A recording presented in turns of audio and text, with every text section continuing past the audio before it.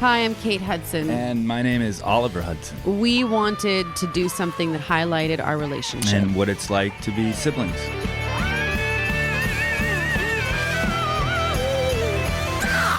We are a sibling rivalry. No. Sibling rivalry. Don't do that with your mouth. Sibling rivalry. That's good.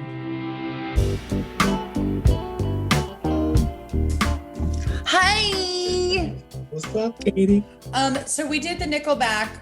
We interviewed Nickelback, Chad and Mike. They were so great. They revealed some like pretty crazy stuff about their relationship, and then things they found out later in their life, which I really appreciated. Mike was really open. I like that. Yeah. He's like, he said he's never been open about this thing, and I like that he's like, I shouldn't be transparent about the smoke. And so I thought that was pretty cool, but we learned a lot about them. I was shocked. I really was shocked by their, how they were, grew up and like their history. Yeah, Krugers lived in a very small town, and then to find the success that they did out of Canada was pretty impressive. And then even dealing with all the haters later on, we talked about that a little bit. They just have a level head. They're still doing it. I mean, they're still torn. Yeah. Mike, Chad, thank you for sharing with us. I hope everyone enjoys our Nickelback episode with Chad and Mike Kruger.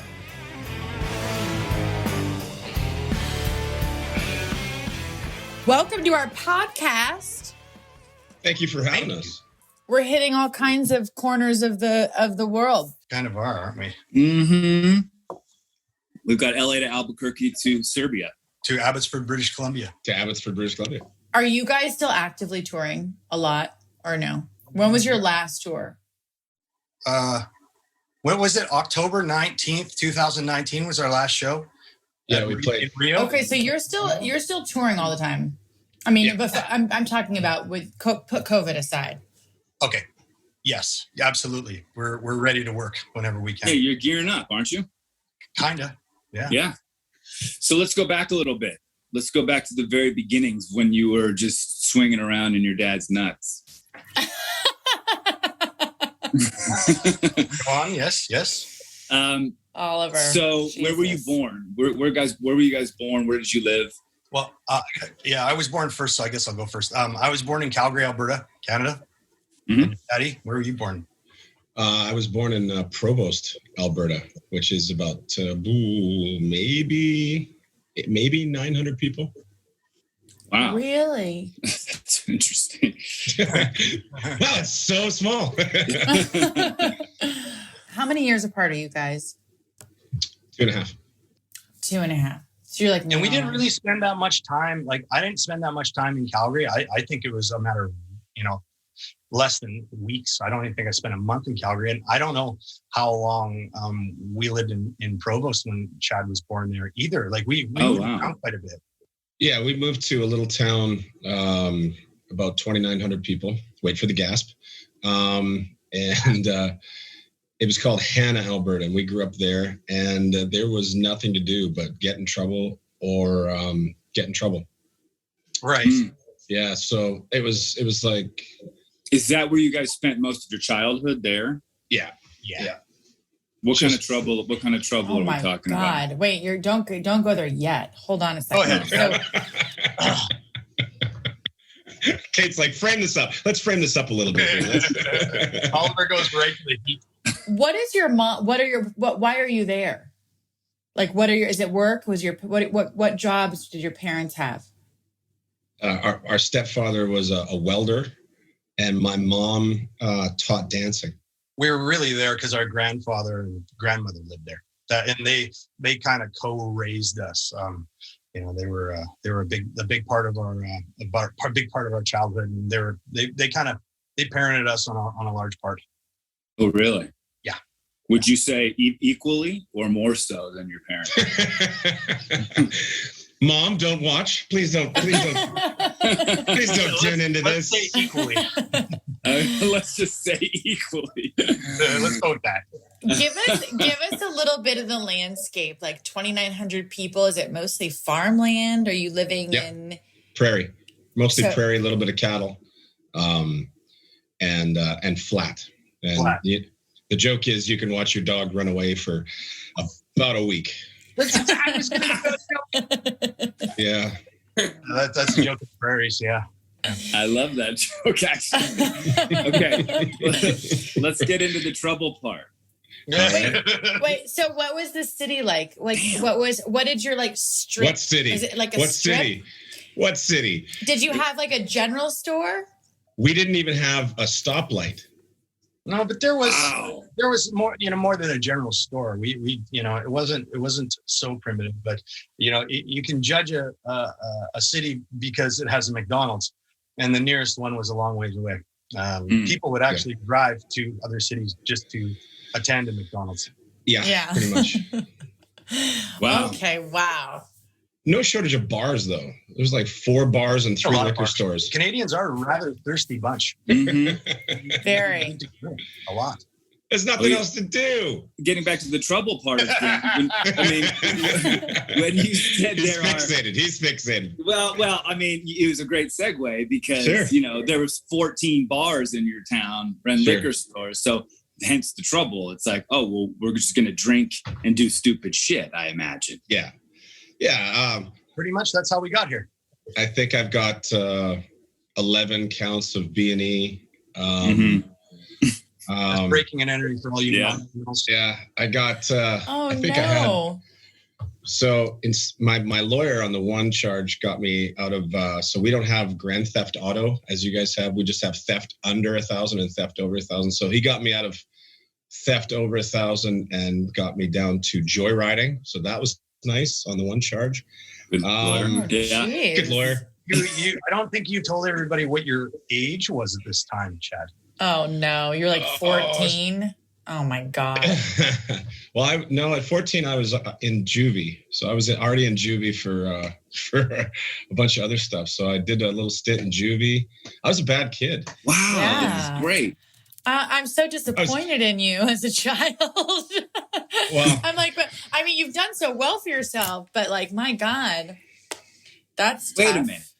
But what was brother doing? I mean, were you just like, what the fuck are you doing? Or were you?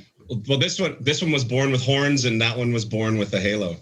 Oh, really? Yeah, my conversations with him were, why do you keep doing this? You're getting caught's the worst. Why do you do this stuff? And he once upon a time, he was like, I think 12. I was kind of asking him these questions about, why do you do all this stuff? You keep getting in trouble and it looks like it really sucks. And I remember him saying, well, it doesn't really matter because I can talk my way out of anything. And at 12, he knew he could and kind of has done that. That's a very front man. It's a very front man thing to say. But did that? Well, how do you think you get the job of a front man if you can't bullshit? Talk your way out of anything? I know. I know. My dad. You've spent time with the odd front man. I think you were married. I think you were married to one for quite some time. I was married to one. I sure was. My dad always said I could sell. My dad's like, you could sell. What does he say? Ketchup. You could sell ketchup popsicles to a woman wearing white gloves, is what my dad always says. No, that was Tommy from Tommy Boy who said that. Oh, well, my dad said that. You can sell ice to an Eskimo, I think. Oh, ice to an Eskimo. Yeah, that's another one. So essentially, the old man just, he's like, you're like the best used car salesman around. Oh my God. But it's funny. You did get into trouble. There's no doubt about that. But there is something to be said about the hustle, about you talking your way into things and out of things and being able as an adult to use that skill to your advantage and not get arrested. But, that is something I'm sure that has benefited you in life, right? I love the way you spin the positive all over. Yeah. I'm trying. He's really looking for the silver lining and silver lining. in Chad's juvie stint. Yeah, my juvie stint. This is the clickbait that everyone's they're gonna latch onto this one. So it absolutely helped me, and the hustle. I've met. I mean, it takes one to know one, and you can't bullshit a bullshitter. And I've met a lot of hustlers who have become very successful in this world in every single facet you can possibly imagine. But I mean, now if I think that I've walked out of a store and I've paid the wrong price for something because it was the wrong price tag on there, I will march right back. I'm like, I think that you undercharged me for this because I really need to pay back some of this karma. And anytime something gets stolen from me, I always say the same thing. I had that coming. I had that coming. So every single time it's like, someone steals something off the property or anything, I'm just like, that one was in the pipeline. That was coming back my way. No matter what. He's very forgiving to the light-fingered nature of some people. I think it's really interesting, Mike, that you were like his voice of reason, like his, what was it, Geppetto?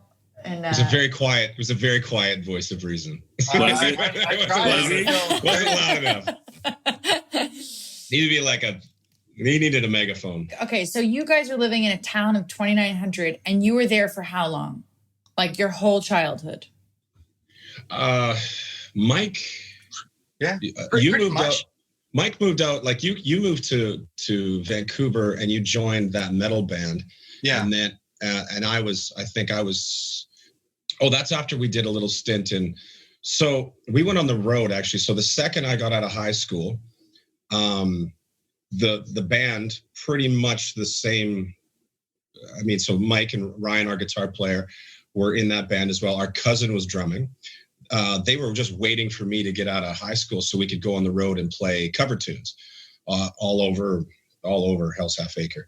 And we did that for a few years, and you get really good at just standing up there in front of people and either having them love you or hate you, and play AC/DC or whatever, just having them yell at you, and it just doesn't faze you after a while. You just get really good. And yet the other thing you get good at is you start to realize what will pack a dance floor, and what demographic, if you see a college crowd coming in, we would instantly just, we'd call an audible, bam, we just have them all just jumping, or we'd see a little bit of an older crowd, like being able to read the room. That was great. And so for a couple of years, we did that. And then our singer very stereotypically fell in love with a stripper and moved to Toronto. And no, you mean, hold on, a peeler. Let's sorry. This guy's been in Canada. A peeler, yes. He evidently found her very appealing. So they took off to Toronto, and we just, fell into this weird void of just nothing going on. And then I just started getting in more trouble. And then that's when, Mike, you moved out to Vancouver. You joined a metal band. I wrote 9 little songs. I got in trouble one last time. And then I was like, I got to get out of this town. I borrowed $4,000 from my stepfather, called some buddies that had come out to Vancouver and had gone to recording school. They got us some studio time. We came out here, recorded a 7-song demo. Mike was living in a rehearsal space, working at a Starbucks, and gave our demo to some managers who walked it into the local radio station here called CFox and started getting one of the songs played on the radio. And the rest is not quite history. Wow. That's great. Well, let's go back for 2 seconds though. So music. He's like, so when you were breaking into places. What was the best thing you told? I want to understand like your parents' dynamic. Your stepdad. It was your stepdad and your mom. Yeah. Well, their stepdads. Mom she how do you say it? I don't know how you say it. Bad luck in relationship. She liked getting married, but wasn't very good at staying married. I don't know how you say that, but yeah, there's. Oh, mom, happens. Mom, don't listen to this. Mom, don't listen to this. Mom doesn't even know what a podcast is. Don't worry. I feel your mom. I mean, it happens. Some people aren't meant to be in long-term relationships, Right. you know?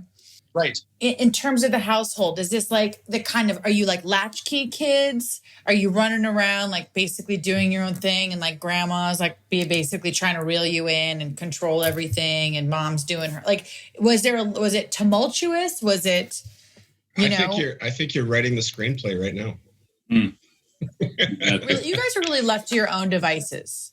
I don't know if it was entirely that, but there was a fair bit of moving around.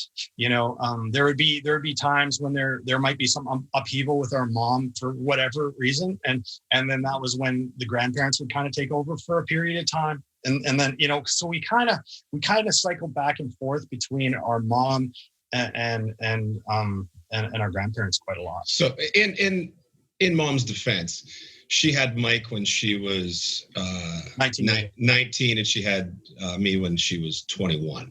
So she's got two babies, and she's now the legal drinking age in America. Like in Alberta it's 18, but so like that's got to be a lot. Oh yeah, no question about that. No one said it was easy. Anybody on this podcast that has kids knows not easy. Yeah. And where was your real father? He was working on horse tracks. So he would go between Calgary and Edmonton and work on the racetracks, like heading horses, if you know what that means. Like, so the gate crew that like when someone hits the button and the bell rings and they all come out of there. So that all the guys that load those horses in there is a very dangerous job, actually. So he became the head starter at Calgary and Edmonton. And anytime we wanted to see him, we kind of had to go see him. So, I mean, we didn't really start developing a decent relationship with him until we were probably teenagers and could just get to him and then go hang out with him. And if we'd go hang out with him, he'd put us to work at the racetrack, hauling feed, or working for one of his girlfriends at the time, doing something, around the racetrack. And that was pretty much the dynamic of our early teens. Right, with your real father, with your real dad. And did that shift or change in your 20s? I mean, have you established a better, sort of more deeper relationship with him? Yeah, absolutely. Well,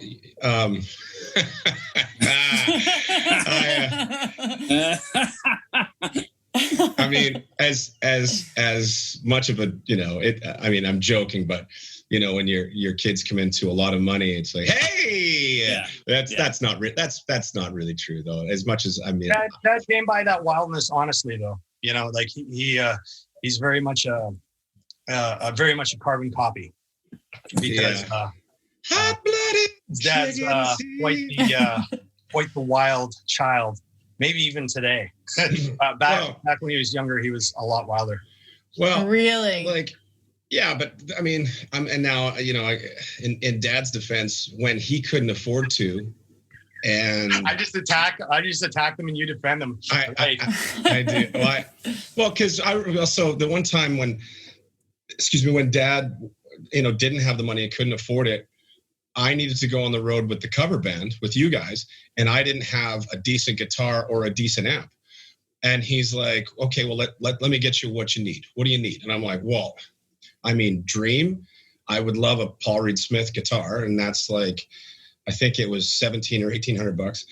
Excuse me. And I wanted a Mesa Boogie amp, and I think that was $2,000. And he went around the bar to all his employees that night when we were at the Horseman's Club and borrowed $4,000 that night. And the next day, I had a guitar and an amp. So, I mean, yeah, that's pretty great. Yeah, that guy bought me my first good bass guitar.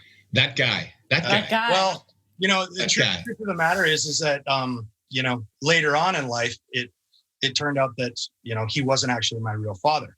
And I've never really told anybody this, I don't really talk about this, but it explained the difference between Chad and myself. It really did, because Chad is, like I say, complete carbon copy of his father, complete, absolute. to look, voice, a lot of similar behaviors, mannerisms, like identical. And as I grew up, I wasn't like that.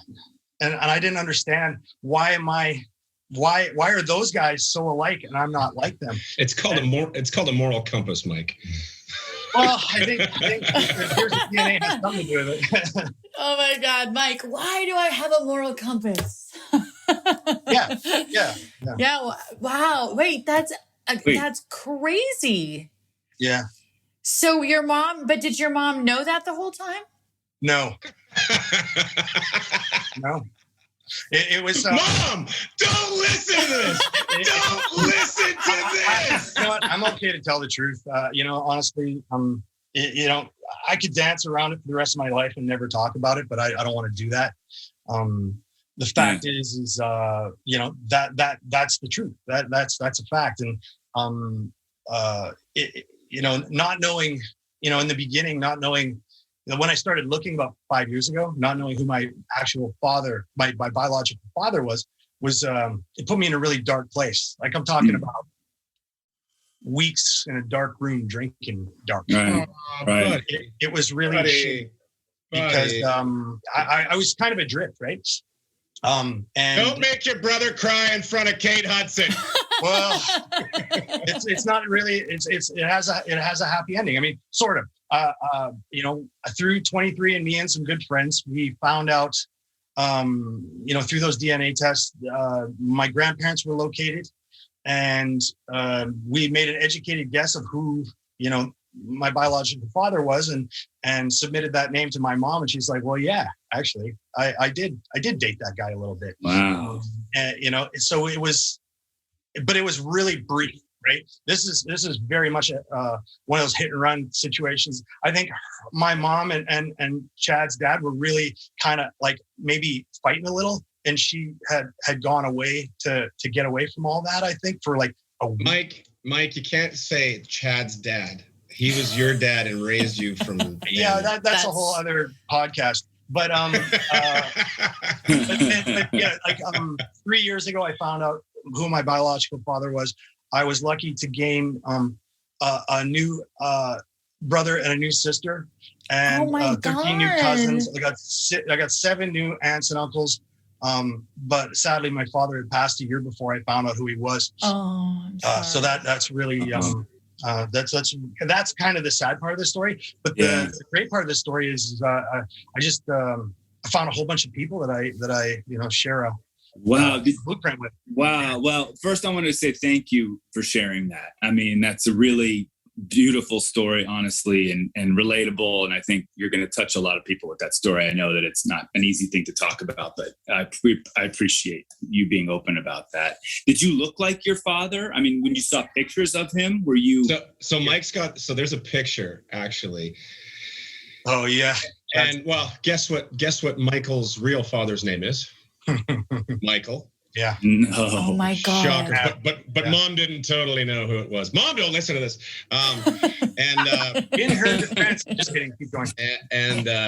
So Mike's father's school picture is, thanks, buddy. The similarity is shocking. It's eerie. It's quite eerie. It's just like the black and white. It's the black and white version of the guy in front of you wearing the Enjoy Choke shirt with just a little more hair at the time, but That's wild. It's crazy. It is crazy.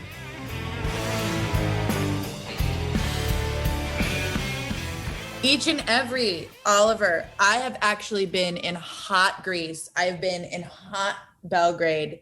I have my each and every. I have it right here with me. I've got 2. I brought my sandalwood and I brought the citrus one, and I love it and it works.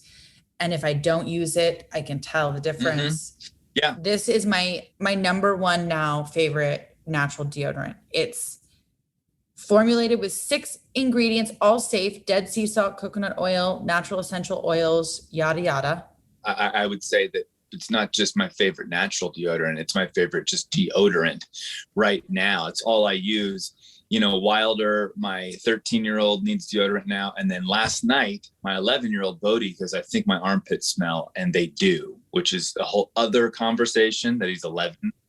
The armpits stink, but still each and every. Aaron, myself, now all we need is Rio. And the whole family's using it. Ronnie just uses it because I use it. It's like she has to do everything I'm doing. Start them young on the each and every. Each and every, it's vegan, it's cruelty-free, and it comes sustainably packaged. So we want you to see for yourself how awesome each and every is. And we have an amazing deal to get you statted. That's a Massachusetts accent. 30% off your first purchase, 30% off. So go to our special URL, eachandevery.com/sibling, and use promo code sibling30. Use the damn code. Seriously, 30% off. You can't beat it. Use promo code sibling30 at eachandevery.com/sibling. So Faraday is a clothing brand close to my heart. Oh, this is a brand that Close to your heart. Yeah, our family loves it. This is like, we have a store near where we live.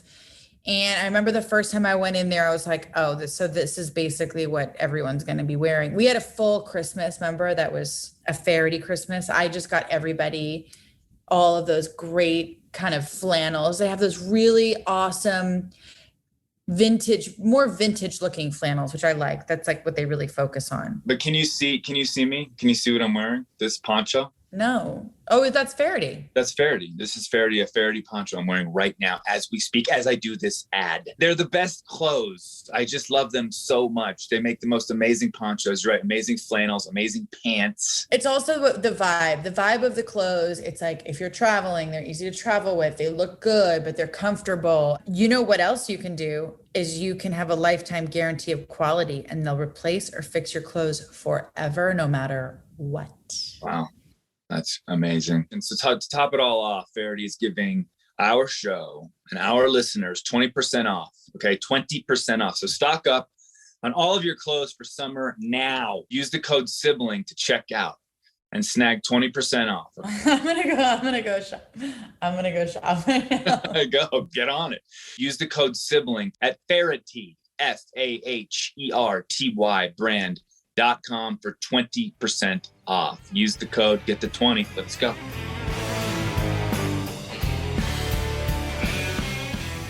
I want to know when music became, like, was your family musical, or did you guys bring music to the family? Because I know that you had said that you lived so far away from everything that like one record. I mean, it's not like we're of the age, all of us, where we actually had either records or CDs. And when we were really little, it was tapes, So it's not like you could just find music anywhere. How old are you, Kate? 42. Yeah. 42. Okay, and Oliver, you're 44? 44, yeah. So you're a 76 baby. Mm-hmm. 79. So we're all a bunch of 70s babies here. Yeah. I like what's going on here. All right.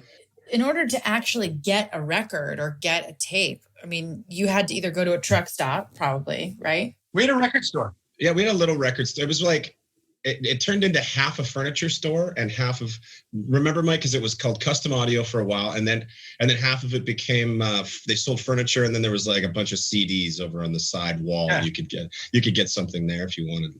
It wasn't like you just go to, I remember the first thing when I needed to download something illegally, and I'm like, what is this LimeWire thing? I gotta try this. Oh my God, LimeWire. LimeWire. I don't even know what LimeWire is. That was before Napster. It was, it was the embryo of Napster. Yeah, LimeWire was the precursor to. Yep. But it's but I know what you're getting at, and it's like the same thing is if you broke a guitar string where we were at, it was just like devastating. It was so devastating. You just look at it just like, no, because now you got to go and kiss someone's ass in that town that's got that E string, E, A, D, G, B, one of them, one of those strings. It's like, hey bro, how much you want for a D string? $50. Pretty much. Yeah. Pretty much. Well, clearly, Chad, you just steal it. So Oh yeah, probably. But Dad, didn't do you remember that? Didn't they sell like guitar strings and like drumsticks at Custom Audio? Am I crazy? No, that was so Chantel Kennedy's mom started a music shop, and they started getting some stuff in, but like, I mean, I think you were gone by then. So that was a ways on. I mean, the same thing for a drummer. If you were down to your last pair of drumsticks and how many times do you remember when we set up Grandma's drum kit? So there's a response to one of your questions, Kate, when you said, did you bring music to the family or to the family? Yeah, bring it around. So my grandmother played drums and my grandfather played bass in this band, like big band. Big band, yeah. Cool. Yeah, so that was so really neat. Wait, your grandma played the drums? That's awesome. Well, that's the greatest. Well, did she have like a 28-piece kit? No, it wasn't like the Neil Peart thing. No, she was a little more understated than that. It was that would have been like. But if you broke a drumstick, you were getting duct tape, and you weren't hitting hard with the right hand or left hand, whichever one it was. You would just utilize anything you could, to every single degree to make sure that you could just keep practicing or playing or whatever. So now if you need to learn how to play a song or you want to learn a lick or whatever it is, a riff, something, you just go on the internet. YouTube will show you 1,500 different ways to play it. And, it's just not fucking fair. because when we grew up, it was just like you're sitting there just like listening and you're like, oh, it's not quite right. And but I bet it makes better players, more imaginative players. I think it certainly does. Yeah, because you have to really hear it, and you have probably a more familiar foundation with the instrument. Yeah, maybe it's an organic sort of an organic beginning, I suppose. That's such a kind way of saying you're just not as good as the kids these days. Not as good as my son. No. I mean, I know it's true. They just like look up YouTube, and before you know it, they're all doing like exactly. They just know how to play. It's so crazy. Right. Yeah.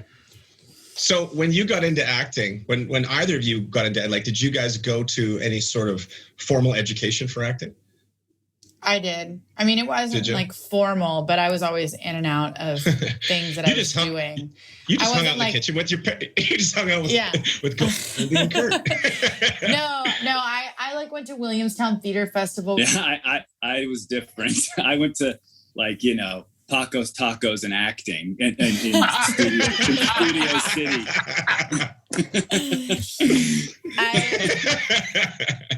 I would never know that, Oliver. I never know that. I studied with different people that through the years, and I was always like doing plays and stuff like that. And same with singing. Like I was in chorus, and I was always doing something like. I heard you sing. It was like a pre-recorded thing or something that you had posted or from home or something like that. And I was like, oh, here we go. Another actor that thinks that they can sing. And then you started singing. And I'm like, okay, girls got chops. I was like, damn. I'm like, that's not fair. She's a triple threat over there. Oh, that makes me feel good. I'm glad you recognize that. I love to sing. Oh, I can tell. Yeah. I honestly, I thought at one point that's what I would have done. I always wanted to be like a pop star. I think you not too late. You very easily could have made it. That was an now auto I just want to tune. It was really good. I was just like, I was taken aback. I was just like, wow, she can really, really sing. Oh, thanks. Get on the plane, Kate. Get on the plane. Get on the space for you. Yeah. I want to know when it started for you guys. Like, what was the moment when you're like, oh, fuck, I love music? Like, I know what that moment was for me. And I know what artist it was for me when I was like 14 in Muskoka. It's when I started to understand like music and sexuality and like music. Melissa Etheridge. You pretty much hit it. Yeah. Oh my God, that's so funny. But like it like started to it became everything. Like I'd sink into it, you know? And it was Rolling Stones' Tattoo You. And it's where I started dreaming, where I realized that music and dreaming like really went together. Do you have any moments like that for you guys that were where you really were like with an album or with a particular moment or concert where you're like, this is everything I want to do? I think it would be like all these little moments of loving this one riff and practicing it over and over. I remember a Metallica riff actually that I just absolutely loved, and I would just rewind, playback, rewind, playback, rewind, playback. And for all of you millennials, rewind is a button that arrows going backward. Yeah, just backs it up just a little bit. Once I nailed this one riff, I remember cranking up my amp in the kitchen.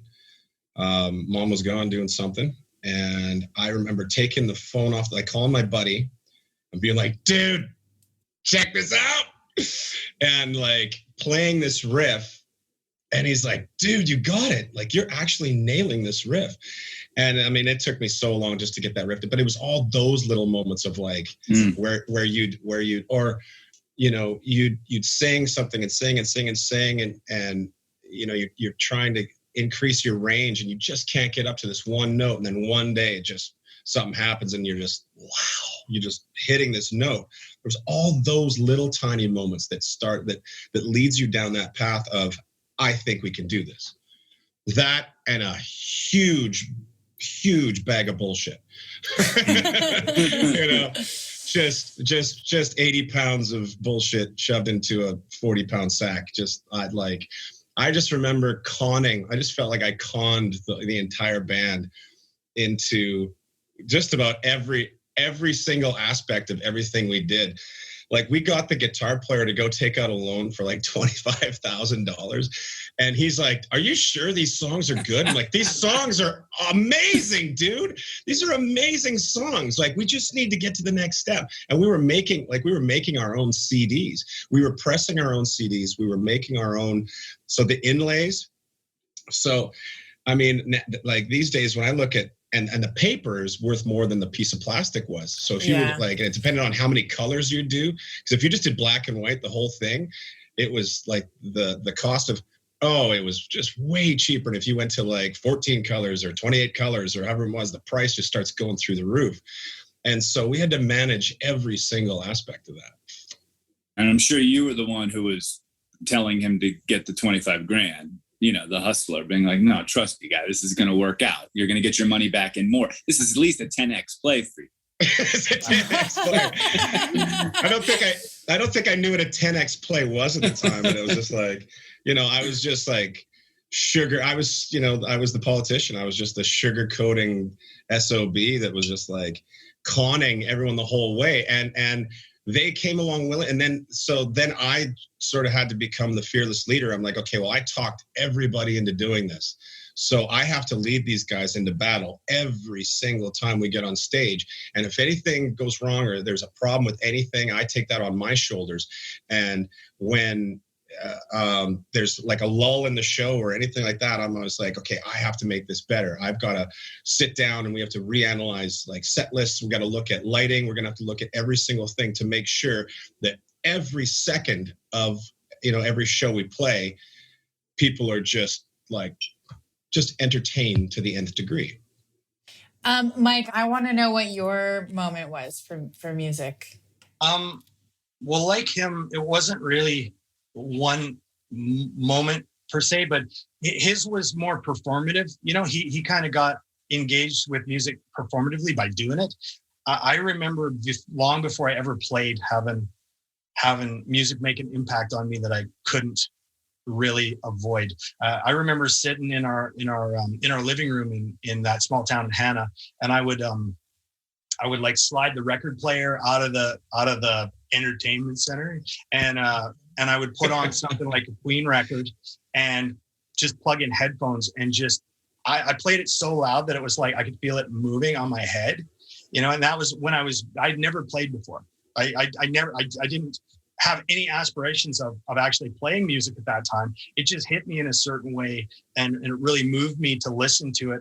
But it moved me to listen to the different parts of what was going on in there, you know. And it became kind of a habit, and became important to me to hear this stuff, and now I actually have a physical reaction to music that, you know, when it like, and I've obviously gotten more sensitive with age or whatever, but when I listen to something that's called IBS.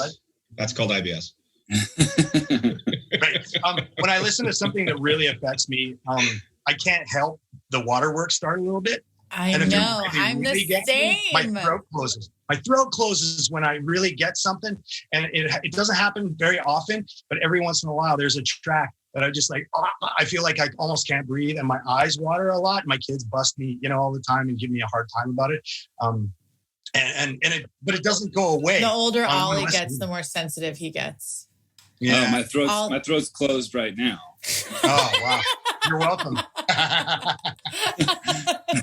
Yeah, it was Queen and Led Zeppelin. That was the stuff that really tore me up.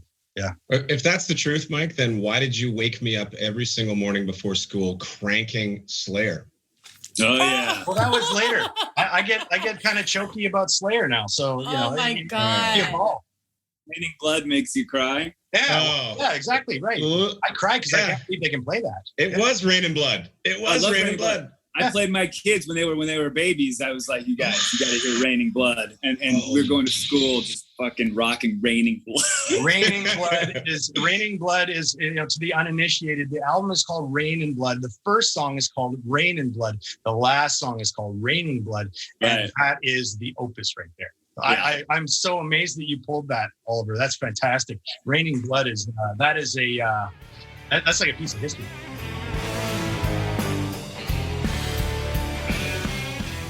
Helix.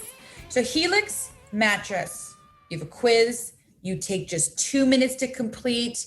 It matches your body type and sleep preferences to the perfect mattress for you. So if you like a mattress that's really soft or firm, you sleep on your side or on your back or your stomach or what have you. If you sleep hot, or if you sleep like cold or hot, with Helix, there's a specific mattress for each and everybody's unique taste. Oliver, we both own Helixes. I really love my Helix. I love my Helix. I took the quiz. I got a Midnight Luxe.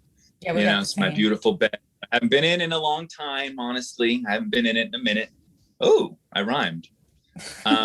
But I do miss my Helix. You know, everything is better on the Helix. It's good knee support, you know, if you're making love. You always have to go to that. I will say I was craving the Helix mattress in Greece because we basically slept on a cinder block. Like everything was hard. There is nothing like a good mattress. And we can tell you right now, Helix is absolutely amazing, but you don't have to take our word for it. It was voted #1 best overall mattress pick in 2019 and 2020 by GQ and Wired magazine. They have a 10-year warranty, and you get to try it out for 100 nights risk-free. They'll even pick it up for you if you don't love it. Yeah, just take your 2-minute quiz. Easy, 2-minute quiz, and then you're off to the races. So Helix is offering up to $200 off all mattress orders and 2 free pillows for our listeners at helixsleep.com/sibling. That's HELIX sleep.com/sibling for up to $200 off. Put the code in.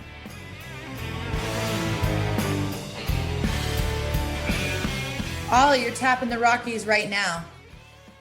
I'm tapping the Rockies. I'm a Coors Light man. I've basically turned into a silver bullet can. So I'm slowly from my feet up turning into a Coors Light can. This is what's happening. That's good. I've been drinking my Coors Light. I'm actually going to Albuquerque, New Mexico. And even though I won't be in the Rockies specifically, I will be taking my Coors Light with me there as well. I just love it. We're in the last month of summer. Can you believe it? With a Coors Light, summer doesn't really have to end because you can just relax and enjoy these last moments. Slowing it down, with a brewski. Yes, with the beer that is literally made to chill. I mean, you know, we want you to savor every second of summer. Well, Coors Light is the official beer of slowing down summer. So It is. yeah. It's made to chill. Coors Light's cold lagered, cold filtered, and cold packaged. Literally made to chill. It's as crisp and refreshing as the Colorado Rockies themselves. Woo-hoo. It's the official beer of slowing down summer, because as the beer that is made to chill, we want you to savor every second of summer. Get Coors Light in the new look delivered straight to your door with Drizzly or Instacart by going to CoorsLight.com/Hudson, Hudson, Hudson. Celebrate responsibly. Coors Brewing Company, Golden, Colorado.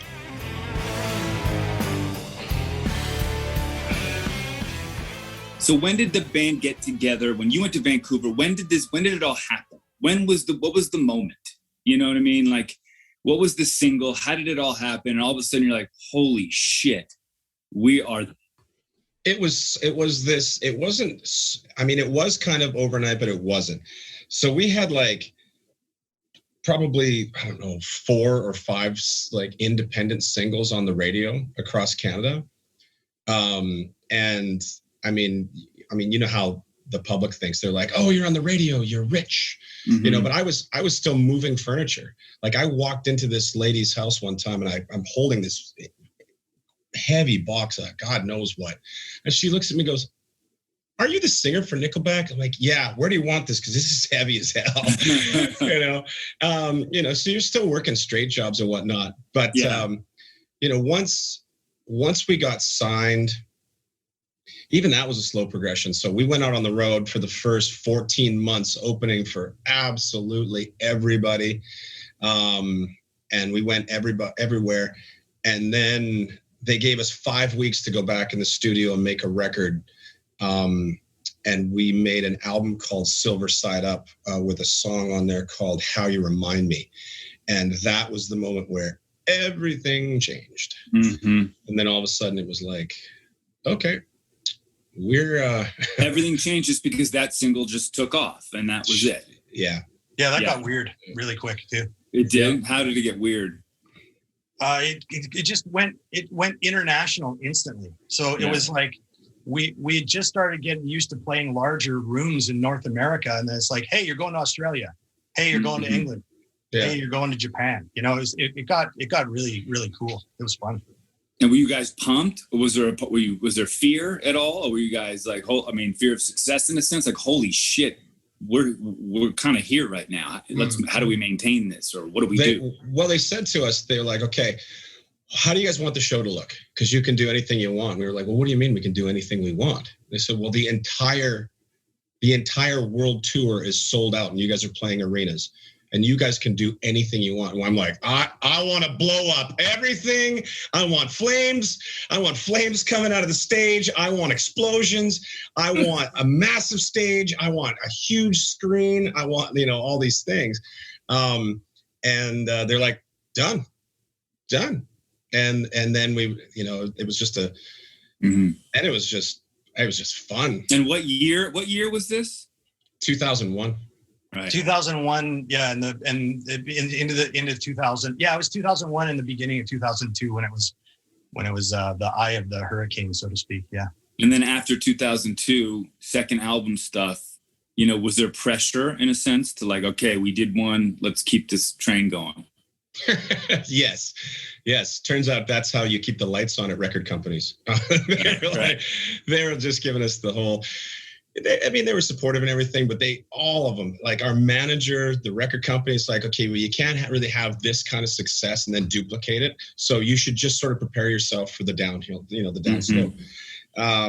And we came out with a song called Someday. And then on there was a rock track that started off with, I like your pants around your feet. And then the vitriol began. If you can have success with a sophomore album, then you've really kind of solidified, you know, it's sort of like that pressure is real, you know, but some people have a shitty sophomore and then their third album's better, you know? And that was the case. That was the case. That was indeed the case. because we put out an album after that called All the Right Reasons, and it had 7 singles on it.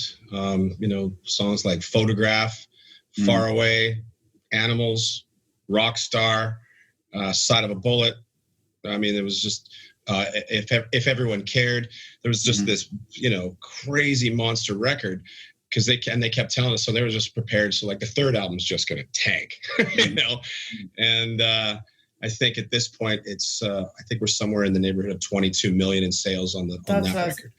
On the third record. Third record sold 22 million copies. That's so crazy. Yeah. Wow. And then that one went on to become easily our largest, like our most. How many records have you guys sold, in your career? 50, right?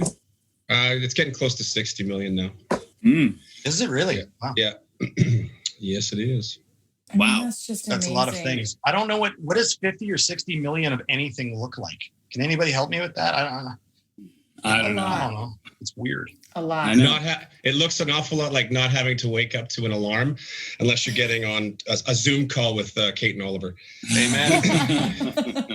You guys, do you write everything? Is it all you? Do you ever bring in writers? And do you produce your own albums, or do you work with producers? I mean, I would assume you work with some pretty great producers. We did for a while. I mean, we worked with, so I guess the biggest one would be Mutt Lang. We brought Mutt out of retirement. And we were very, very fortunate because I think I personally was worried that things were going to start getting a little stagnant or a little stale. And I didn't want, because when a lot of the chord progressions or a lot of the melodies are coming out of I guess I would be called the primary writer, and they're coming out of me. I was just worried that I'm going to start going back to the same well a lot of times involuntarily. And so I wanted to be cognizant of that. And I thought it would be great if we could bring someone in that would take us down different paths safely, and just be like, try this. And that was an album called Dark Horse. And that was wonderful. That was great. But a lot of times it's usually us sort of steering the ship and knowing where we're going, because you can kind of tell what you're writing. Like when it starts coming out, it's like, oh, it's going to be one of these. It's going to be like a heavy rock tune. Or it's going to be, oh, this is going to be sort of a nostalgic mid-tempo guy. And you just sort of know where you're directing it. But even in that sense, it's nice to just have someone come in and give you different flavors. Yeah. Did you go to Mutt in Switzerland? Did you go to his place? Yeah, we did. Yeah, we did 3 songs in Switzerland. And then he and Eileen were having some problems there. And that's Shania's real name. Oliver, you look confused. No, I know Eileen. Come on, Eileen. No. So Mutt said, hey, I think we should let's go to your place. I was like, okay. So then Mutt moved in here for 5 months. 7 straight months. 7 straight months. Sorry, Brad is correcting me. 7 straight every day here. Yes, and then yeah. So you got 2001. You got 2001. There's certain genres of music that get hot and then fall away, right? So how do you move with that? Did you move with that? Do you have any regrets that you maybe didn't sort of conform to the new genres or evolve? And I'm not saying you haven't, but where do you stand there as far as your evolution of sorts? And then when we first started this thing, Oliver, 4 dudes in a band playing, with guitars and stuff. It was more about the Shania Twains of the world at that time. And the way that the industry treated it and the consumers too, was that if you weren't like a female singer-songwriter, you're pretty much wasting your time. Like when we first started, that was the sentiment in the world of music at that time. So we were fighting headwinds from the beginning. What was the year? That was like 96. When we first began, 96, 97. And it was sort of major headwinds, and we've had them since. You know, the cycle of music continues apace, right? You know, we see that sometimes it's cool to be in a rock band, and sometimes it's harder to sell that. And you know, it looks like it's coming back around again. Thank goodness. Mm-hmm. Oh yeah, it is. I can tell with the Gen Z too, like my son, and they're all listening to like early 90s music, and they all want to be in rock bands. Yeah. Thank God. How do you guys deal with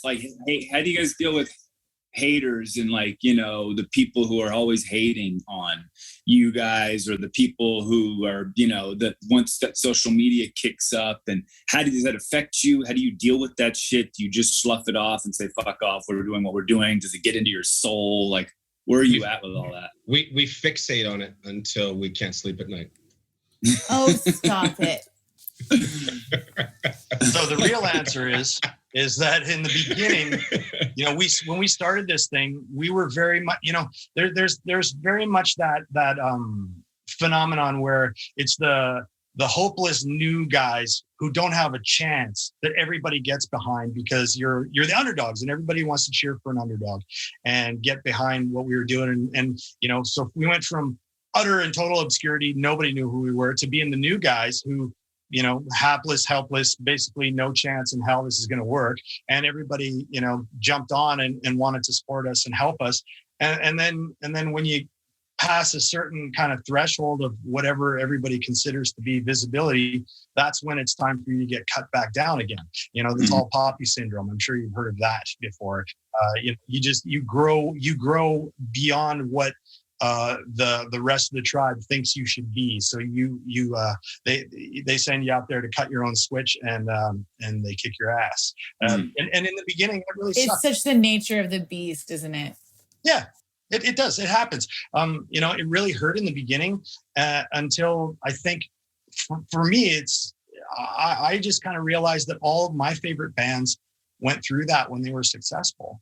You know, all of my favorite bands got roundly killed for doing well, you know, because it's like, oh, I was a fan when they, you know, when it was cool, you know, right? Everybody's like, oh yeah, they used to be cool, but now they sold all these records and they suck, you know. That's the sentiment that just overrides everything. I remember it even going to high school, even junior high school, people saying that about bands that, you know, Bon Jovi was a good example, that everybody loved Bon Jovi, and then Bon Jovi got really huge, and it's like, yeah, fuck these guys, you know, like get rid of it. You know, it's time for them to get cut down, you know, and it's not fair, because they're obviously fantastic still, and we're fantastic the whole time. He's the best. How about you guys as brothers? I mean, I was on a tour once with Noel and Liam, and then my ex-husband and Rich. I have a story for you, Kate. And Chad doesn't know this one. It just happened a few weeks ago. You were gonna break the band up a couple of weeks ago. No. I was at a restaurant here in Los Angeles, where many of the fabulous are known to frequent or whatever. And I ran into a friend of mine who's a photographer, and his name's Ross Halpin. He's an angry little British man, and I love him. I love Ross. He is awesome. said, hey, I'm here with the Black Crowes guys. Would you like to meet them? And I was like, sure. So he, you know, took me over to the table where the two brothers are sitting, right? And they got up to say hello and shake hands, and oh, hi, nice to meet you, you know. And I said, so how's it going? And Chris grabbed Rich by like around the neck and like kissed his face and laughed. And I was like, you're not fooling anybody, man. I know how this works. I'm in a band with my brother too. It's just, you don't have to do that. But they were roaring. They laughed their heads off about that. And the truth is, you know, it's never going to be perfect. You know, it is never going to be perfect. And yeah, no, we don't get into the Gallagher-esque brawls or you know, publicly embarrass ourselves like that. But we certainly don't always agree, you know, but we take care of stuff on our own and have a little, you know, like, it's not so charged that we can't keep a lid on it, let's say. I don't know. I feel like the band dynamic is that it really does need a very like real strict boundaries, or else it can get super messy. Well, Chad's the guy who has to sing in the songs. So, you know, and he has like he said, when somebody breaks a string or something fucks up, he's the guy who has to keep the train moving when the train's getting worked on. So that's just naturally a leadership position. Chad leads this band, absolutely. Yeah, maybe on stage. So the things that Mike and I would disagree on would be like, you know, are we going to go to South Africa after Germany, or do you want to go there after we hit Russia? You know, and then figuring out the logistics of when to go to different countries and whatnot, and that's when all, you know, we start butting heads on logistics. So typically, I don't know what most bands fight over. I mean, I'm sure from pizza toppings to whatever else, I don't know, but I know that when we have arguments, it has more to do with almost more to do with like running a global corporation than it does to do with to being in a band together. Mm-hmm. Because when you can't go to Australia because the Australian dollar is so low that we're going to lose money and we have to wait for the Aussie buck to come back up, do we head over to Europe first? And these are the things that we have to figure out logistically. It's not like, no, I said go to the A minor, bro. Yeah, we don't have those like rehearsal hall scraps where somebody didn't fucking play the right chord or something and somebody gets punched in the mouth. Like that doesn't happen. I mean, it sounds like you wouldn't, because you have just beyond music, you guys have a great brotherly relationship from the get.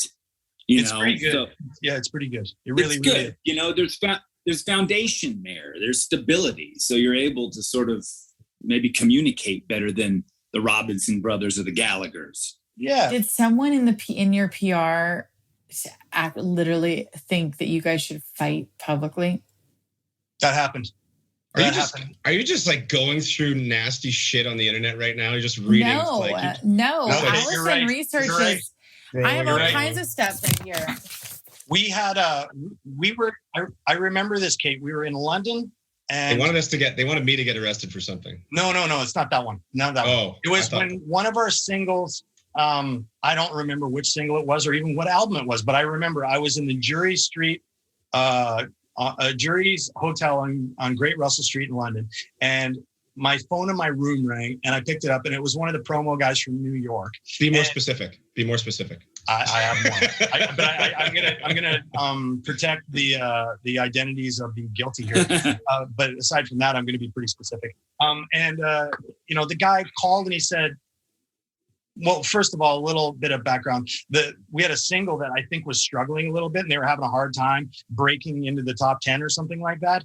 And what he suggested was that Chad and I get in an actual fist fight publicly, that we go to a bar and actually stage a fight.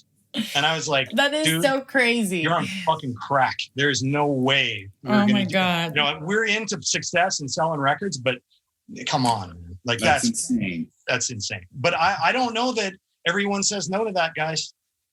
Oh my God. I think more people would probably say yes than no, honestly. Yeah. I mean, you know, who doesn't love to put on a show for the people? Oh, I think about it every day. I'm sure we could choreograph a really sweet Jackie Chan sequence. You should do a really funny fight, you know? Yeah, it's all funny until somebody gets hit in the nose, and then it's like... Then it's real. Okay. Yeah. We're going off script, bro. We're going off script. You guys doing new music? Yes. Yeah. You're in the studio now? I mean, you guys are actually in the midst of recording? I'm in the studio right now, so I'm in my studio. So So how far along are we? I mean, are we... Probably half. Cool. Oh, that's exciting. Yeah. Are you going to start touring anytime soon? I think we've got 44 shows lined up in 2022, starting in June. And what kind of venues are you going to play? Amphitheaters. Oh, fun. Yeah, we're gonna play all those sheds, those Fun. semi-indoor, semi-outdoor things. Yeah. This is exciting. I've loved getting to know you, and talk to you for this hour. And I want to get into our speed round because I know Yeah, you're gonna have to do this on your own because I gotta go to the studio at 10:30. I'm already late. But this was really fun, and there's more to talk about. I want to get into all the devious stuff. I had a great time, you guys. Thank you. I appreciate love you, Ollie. Thank you very much. Over, take it for yourself. All right, well, let's do the speed round. Speed round. Okay, one word to describe each other. Creative. Responsible. My God, what would Chad do without you, Mike? It sounds like you kind of hold all the pieces together. You're Mike's moral compass. That is what it sounds like. I think he'd be just fine. Mike's the band grandmother. Okay, one word to describe your relationship. At the risk of stoking the fires, I'd say complex. It is complex. I was going to say diverse. Ooh, that's a good word too. Why is it so complex? You guys haven't really delved into your complexity. Well, because we wear different hats. I mean, he and I literally can finish up each other's sandwiches, a heated debate.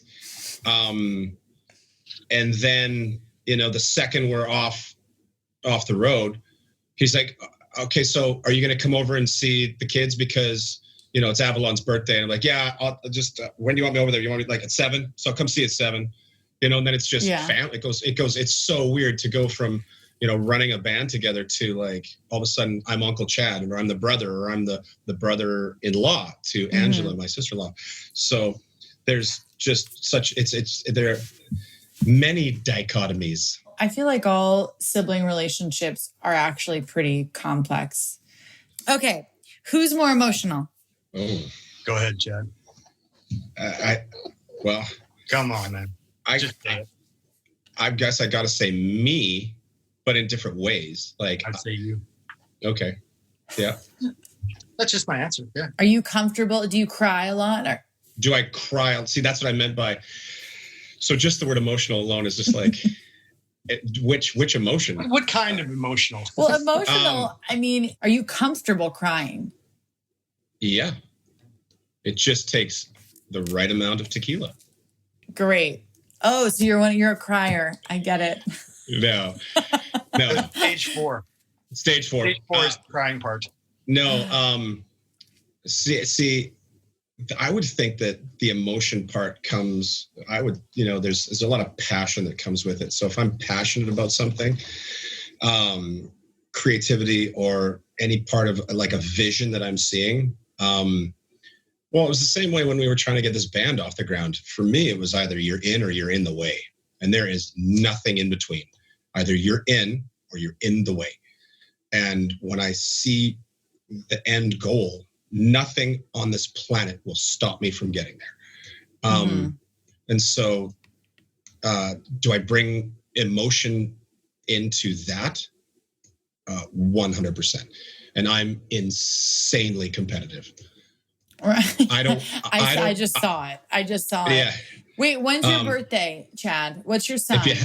If you had to guess. Okay, you're a fire sign.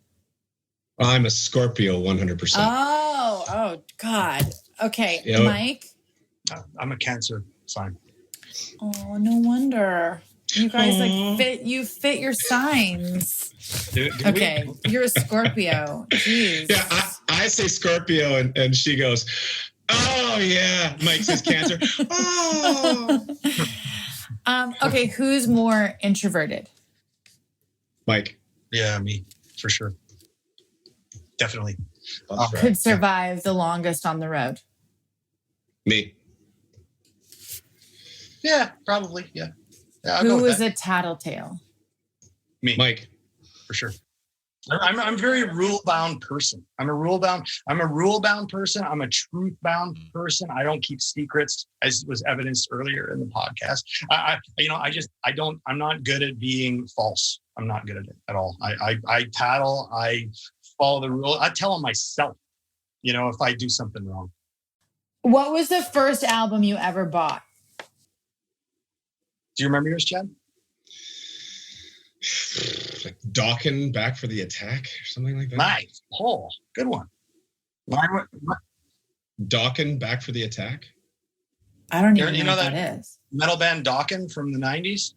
90s? This is 80s. 80s. Okay, maybe. Yeah, you're right. It wasn't 80s. No, I think the first one was Tooth and Nail.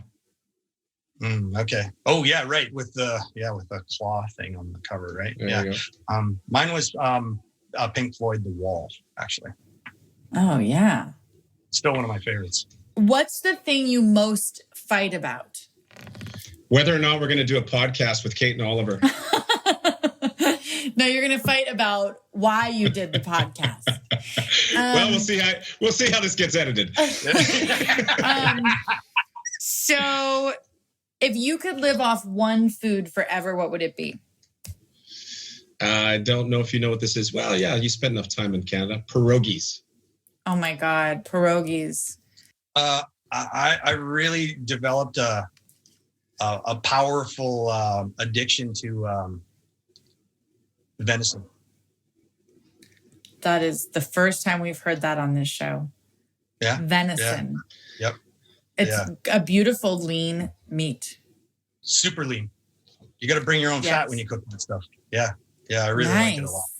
Yeah. Who's the most athletic? Mike. Yeah, it's me. Mike works out a lot. Okay, who has better taste in music?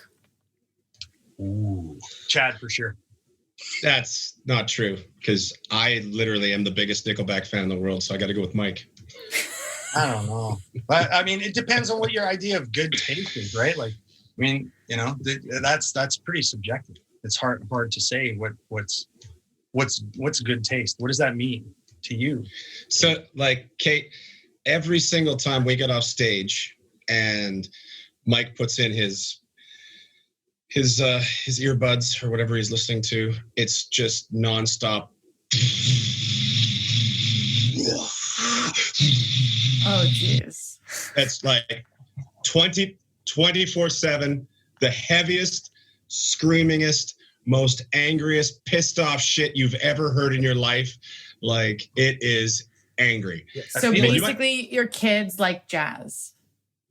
Yeah. Right? Like, your kids are like the opposite. They're like, Dad. Yeah. Well, I mean, yeah, my children listen to everything from let's see here, like Chet Baker to the Sex Pistols. Yeah, everything. My kids. So your kids have the best taste in music, is what you're saying. And my kids do have the best taste in music. Okay, first celebrity crush. Kate Hudson. You think I'm not allowed. I'm not allowed. That's unfair. First. Oh, I can't use you? Okay, Leonardo DiCaprio. Good one. Oh, that's amazing. Good one. I love that one. He's pretty dreamy. Chad? I don't know. First celebrity crush. You could answer obliquely like Oh, wait. Just a minute. There was a girl that used to be in movies once in a while, and she was in something like The Babysitter or something like that. And Elizabeth Shue. Oh yeah, she had a moment. Yeah. It might have been Elizabeth Shue. Yeah, she was. Or Phoebe Cates, from Phoebe Fast Cates. Times. Wow. Or Nicole Eggert. Remember Nicole Eggert? Or Not Saved by the Bell. She was in Charles in Charge. First concert. Okay. We were together. What was it? Metallica? No, I thought it was. Wait a minute. Was it Poison? I think it was Poison and Tesla. Yeah, it was Poison and Tesla. I think was the first one. I think Metallica was the second one. Yeah, it was. We went to And Justice for All. That's right. That's right. Okay. Poison a Tesla. Okay, if you were to rob a bank, who would be driving the getaway car and who would actually rob the bank? We don't have to answer this question. You already know. You know who it is. You tell us who it is, Kate. I just feel like Chad would do both. And I was just going to say. I don't want any part of this. Mike's like, he's robbing a bank. He's literally robbing the bank. He's in there. But as far as driving goes, there's no question who would do the driving. Like Chad would do the driving. Oh my God. I refuse to ride in a car with this guy. Oh no. Oh God. Utterly out of control. Yeah. Don't do it. And do you like cars? Are you one of those? I just have nothing but horrible attributes. Just the worst person on the planet. Well, we've settled who's the most emotional. Yeah. Uh-huh. You're an emotional. I'm getting that you're an emotional. I'm an emotional driver. Yeah. All right. So our last question that we ask, it's a 2-part question. And the first part of it is, what is one thing that you would love to emulate? So something that your brother, a characteristic of your brothers that you wish that you would love to emulate. And then the other part is that what is the one thing from your bro that you wish you could alleviate because you think it would make their life, better, more optimal?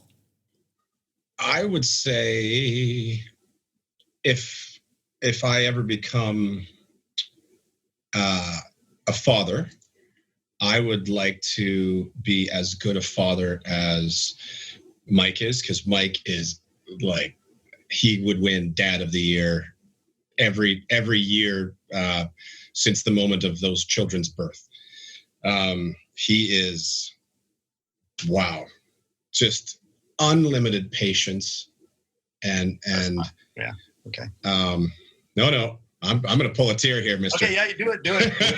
No.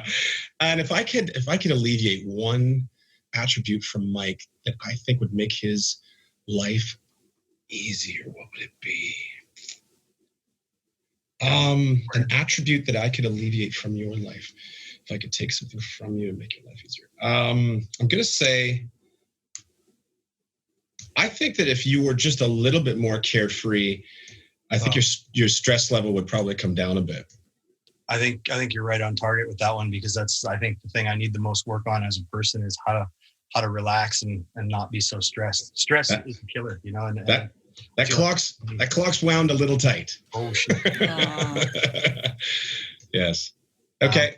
So shoot. For me, the thing that I admire most about Chad is that the gift that Chad has to create is something that, well, I'm not the only one. I mean, I've talked to some of the most creative people in the world, and they have said that Chad is a standout creator. Like to be able to sit down and turn nothing into something is it mystifies me completely, and I admire it so much. It's such a special thing that only a handful of people get to do, or can do, that is, or have that ability to be able to do that. And I think that's probably the most amazing thing about you, is that you can, to be able to do that is really a special thing. I don't. I think it would be easy to minimize, but I would never do that. Never. I think it's a tremendous attribute, and it's really a mystery, honestly. Thank you.